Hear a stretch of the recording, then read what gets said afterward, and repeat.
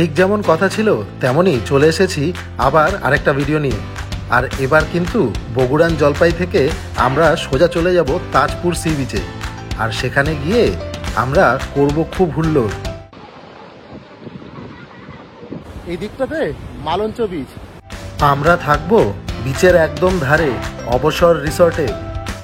পিছনে পার্কিংয়ে গাড়িটা পার্ক করে এবার রুমে ঢুকে পড়তে হবে। হোটেল অবসরে থেকে ঘুরে দেখে নেব এখানকার বিশ্ব বাংলা সি বিচ এবং এই রিসর্টের অন্যান্য সব ফিচার্স সম্বন্ধে জানাবো তথ্য। রিসর্টের ঠিক পিছন দিকটা থেকেই আপনি বিচে সরাসরি চলে যেতে পারেন। রুম ভাড়া থেকে খাওয়া দাওয়া সব কিছুরই আইডিয়া পাবেন এই ভিডিওতে। চলুন তাহলে শুরু করা যাক। নমস্কার, আমি মনোজিৎ আর আপনারা দেখছেন বেঙ্গল ডায়েরিজ উইথ মনোজিৎ।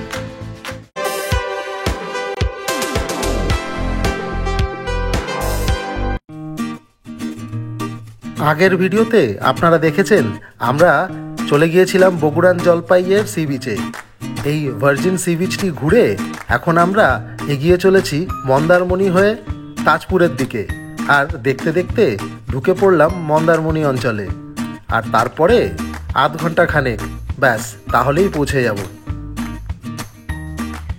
তবে যাওয়ার পথে কিন্তু এই সি ড্রাইভ রাস্তাতেই পড়বে লাল কাঁকড়া বিচ এবং তার কিছু পরেই মন্দারমণির মেন বিচটিও। এইমাত্র আমরা লাল কাঁকড়া বিচ পার করলাম। হ্যাঁ, তার ভিডিও কিন্তু আমাদের চ্যানেলে আছে, আপনারা চাইলে সেই ভিডিও দেখতে পারেন। পুরো ডিটেল ভিডিও আছে। লাল কাঁকড়া বিচ কিন্তু মন্দারমণির খুব কাছে, অর্থাৎ আমরা এখান থেকে আর মাত্র কয়েক কিলোমিটার গেলেই মন্দারমণি। তবে আমাদের লক্ষ্য তো তাজপুর। আপনাদের জানিয়ে রাখলাম যে এই সম্পূর্ণ রাস্তাটার মধ্যে যাবতীয় যত বিচ আছে সবই কিন্তু পড়বে। তার মধ্যে এটা একটা নতুন সেন্সেশন, সেটা হচ্ছে লাল কাঁকড়া বিচ।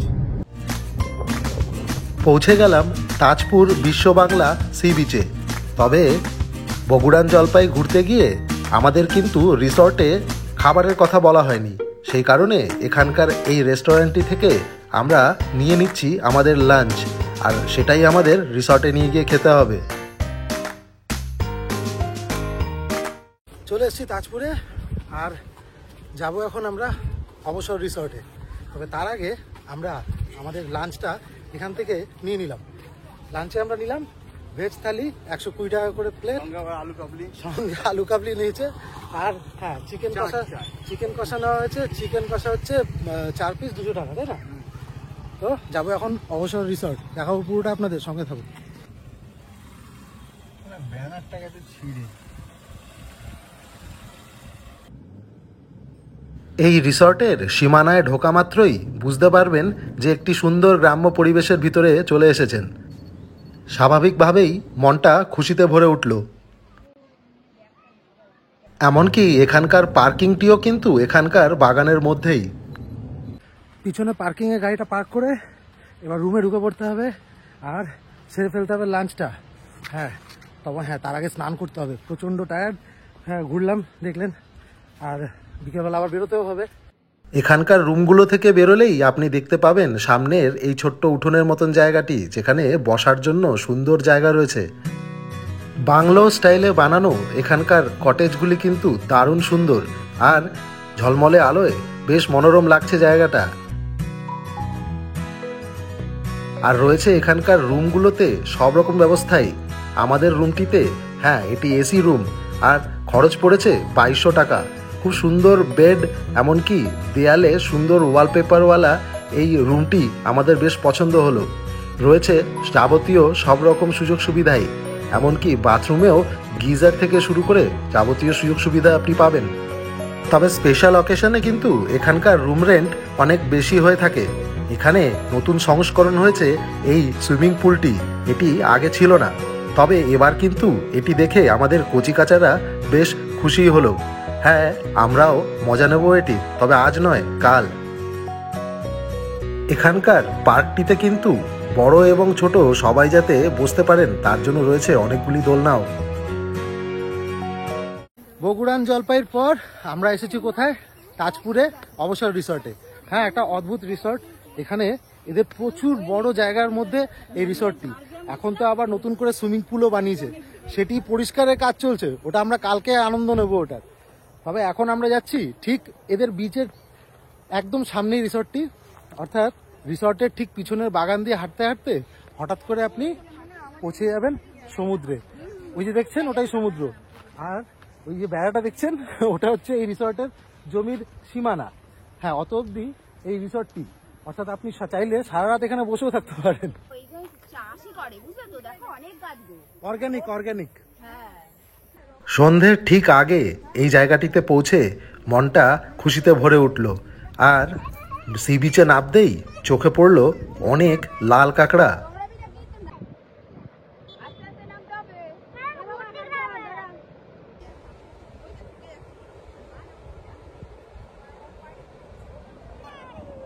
জানি না কতটা দেখতে পাচ্ছেন, তবে বগুড়ানের থেকেও বেশি কাঁকড়া দেখছি এখানে বেরিয়ে রয়েছে। হ্যাঁ, তাদেরও মর্জির উপরে নির্ভর করে, কারণ তাজপুরে এসে সবসময় কিন্তু দেখা যায় না তো কাঁকড়া। হ্যাঁ, দেখা যায়, তবে এরকম ভাবে যখন তখন এসে এত কাঁকড়া।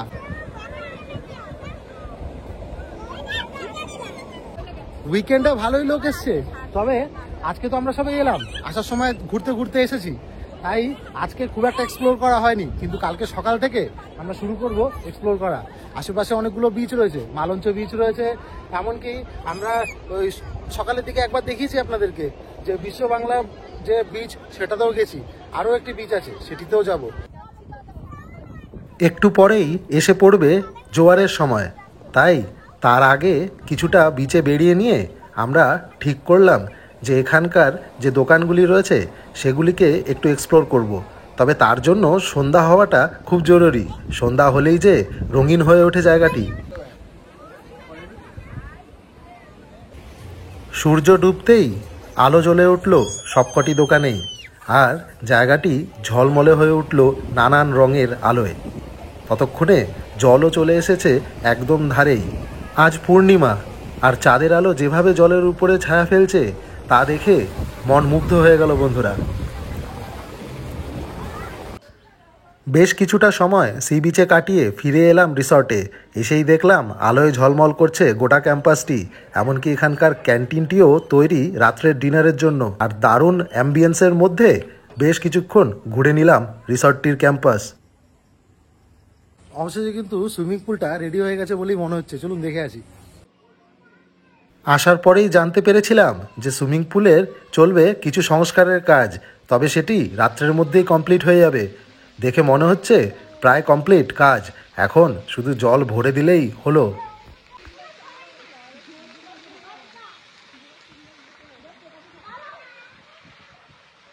সুইমিং পুলটির সুন্দর লাইটিং অ্যাম্বিয়েন্স দেখে খুব ভালো লাগলো।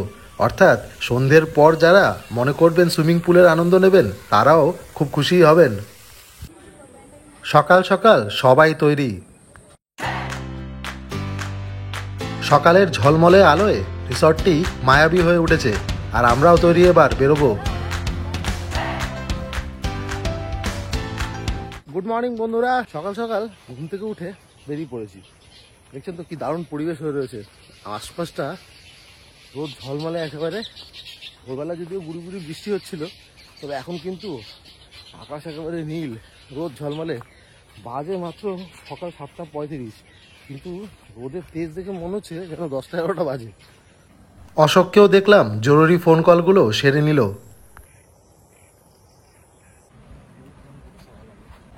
ঝাউবনের মাঝে এখানকার এই বসার জায়গাটি কিন্তু অদ্ভুত সুন্দর।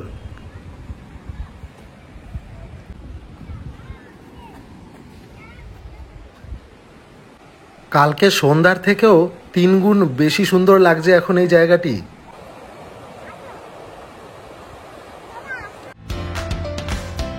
আর কিছুক্ষণ পরেই আসবে জোয়ার, তাই সি বিচে বেড়াবার সুযোগটি হাতছাড়া করলাম না কেউই। ঘুরে নিলাম বেশ অনেকটাই। ঝলমলে রোদে এখানকার এই বিচটি আজকে অসাধারণ লাগছে। দেখুন পিছনে সমুদ্র, সাদা ঢেউ উঠছে একদম, আর এই দিকটাতে মালঞ্চ বিচ, আর এই দিকটাতে রয়েছে সেই শ্যাকগুলো। এই শ্যাকগুলোতে কিন্তু আপনারা গিয়ে বেশ কিছু সময় কাটাতে পারেন, সকালে ব্রেকফাস্ট করতে পারেন, রিসর্টেও করতে পারেন। তবে এই অবসর রিসর্টে থাকার যে সুবিধাটা, সেটা হচ্ছে এই যে আপনি রিসর্টের ঠিক পিছন দিকটা থেকেই আপনি বিচে সরাসরি চলে যেতে পারেন। আর একবার বিচে পৌঁছে গেলেই এই দৃশ্য আপনার জন্য অপেক্ষা করে থাকবে। কচিকাচারা সবচেয়ে বেশি মজা করলো এখানে।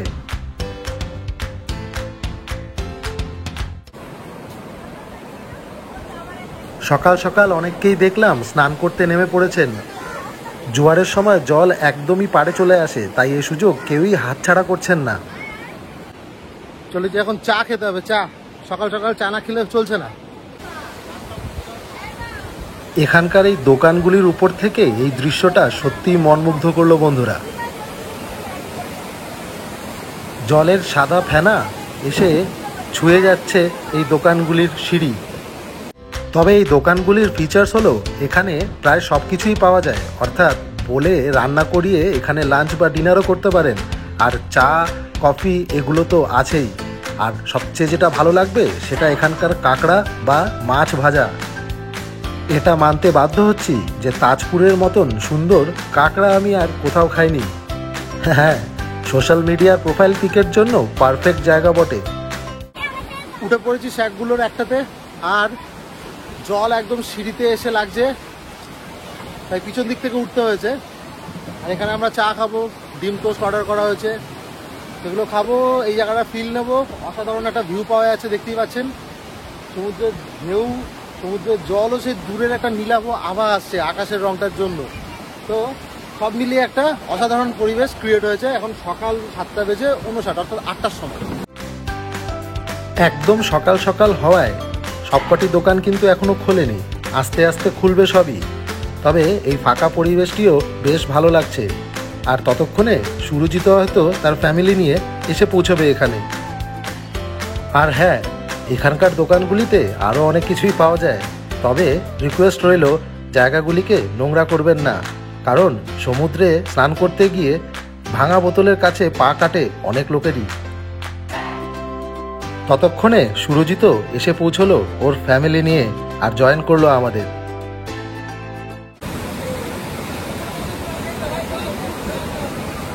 সকালটা সমুদ্রের ধারে কাটিয়ে আমরা ফিরে যাচ্ছি। যাওয়ার সময় আপনাদের দেখাবো কয়েকটা নতুন রিসর্ট, যেগুলো এখানকার খুব ভালোই।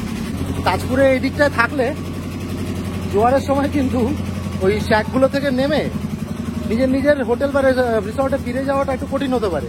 তবে এই যে দেখছেন, এই যে গলিটা দিয়ে আমরা আসছি, একের পর এক কিন্তু সব রিসর্ট। এটা যেরকম সানরাইজ রিসর্ট, একদম সমুদ্রের কাছে। তবে এখান থেকে বেরিয়ে আপনাকে একটা প্লট পেরোতে হবে। তো এই যে রাস্তাটা দেখাচ্ছি, এই রাস্তাটা কিন্তু আপনার অনেক হেল্পফুল হবে যদি আপনি মনে করেন যে জোয়ারের সময় আপনি আর জল পাড়াবেন না, এবার রাস্তা দিয়ে যাবেন। তো সেক্ষেত্রে যাওয়ার সময় কয়েকটা ভালো ভালো রিসর্ট পড়বে। এই যে আরেকটি ব্লু ল্যাগুন, ঠিক আছে। এগুলো সস্তায় খুব ভালো রিসর্ট, 1000 টাকার মধ্যে রুম পাওয়া যায় এখানে। প্রায় সব রিসর্টেই রয়েছে সুন্দর পার্কিংয়ের ব্যবস্থা। আর এই রাস্তার মুখেই রয়েছে বাসের টিকিট কাটার জায়গাও। এই চার্টটি দেখে আপনি বুঝতে পারবেন যে এই গলির ভিতরে কতগুলি রিসর্ট রয়েছে। আর এই গলির ঠিক উল্টো দিকেই রয়েছে স্বস্তিক রিসর্ট। এটিও একটি খুব ভালো থাকার জায়গা এখানকার। যে গলিটা থেকে আমরা বেরোলাম, বেরিয়ে তার ঠিক উল্টো দিকেই হচ্ছে স্বস্তিক রিসর্ট। স্বস্তিক রিসর্ট কিন্তু এখানকার ভালো ভালো রিসর্টগুলির মধ্যে আরেকটি। অর্থাৎ অবসর যেরকম আপনাকে দেখালাম আপনার ঘুরিয়ে, সেরকমই স্বস্তিক রিসর্টও কিন্তু ছোটোর মধ্যে অনেক ভালো। এবং আপনারা দেখবেন যে ইন্টারনেটে এর যে রিভিউ আছে, সেই রিভিউ কিন্তু যথেষ্ট ভালো। আর ঠিক যে গলিটা দিয়ে আমরা বেরোলাম তার মুখেই ওই রিসর্টটি। আর ঠিক ওই গলিটার মুখেই রয়েছে কলকাতায় যাওয়ার বাস বুকিংয়ের সেন্টার। অর্থাৎ ওখানে যে দোকানটা রয়েছে, ওই দোকান থেকেই আপনি বুক করাতে পারেন এখান থেকে কলকাতায় ফিরে যাওয়ার বাস। তো সব রকম সুবিধা সম্পন্ন ওই জায়গাটি। আর একটা চার্ট দেখালাম আপনাদের যে ওই গলির মধ্যে কতগুলো রিসর্ট রয়েছে, সবই কিন্তু ওই একটা গলির মধ্যেই রয়েছে। আর আমরা রয়েছি ঠিক তার পাশের প্লটে, অর্থাৎ হোটেল অবসরে। তো হ্যাঁ, এখন আমরা ফিরে যাচ্ছি। এখনও কিন্তু সুইমিং পুলটাকে এক্সপ্লোর করা হয়নি। চলুন, ওটাই করবো বলে প্ল্যান করেছি আমরা। এসে গেছি আমাদের হোটেল অবসরে। রোদের তাপ প্রচণ্ড, তবে এখানকার পরিবেশের ভিতরে গরম তেমন লাগছে না।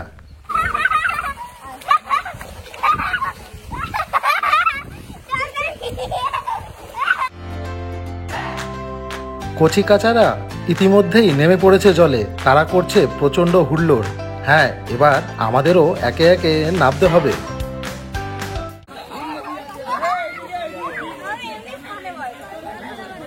রিসর্টে আসা বাকি লোকেরাও এখানে কিন্তু খুব আনন্দ করছে দেখলাম।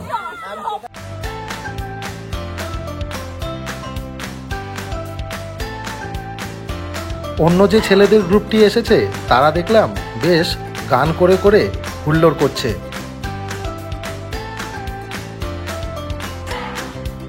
এখানকার পুলে ছোটদের কথা ভেবে যে জোনটি বানানো রয়েছে সেটি দেখে খুব ভালো লাগলো।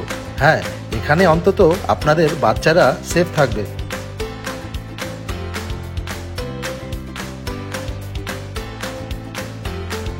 ম্যাম, তো তুমি কি বলছিলে, তুমি নাকি সাঁতার ফাতার পারো? একটু দেখিয়ে দাও, দেখি সেরকম।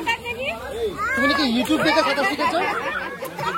এটা হচ্ছে ইউটিউব দেখে সাঁতার শেখা।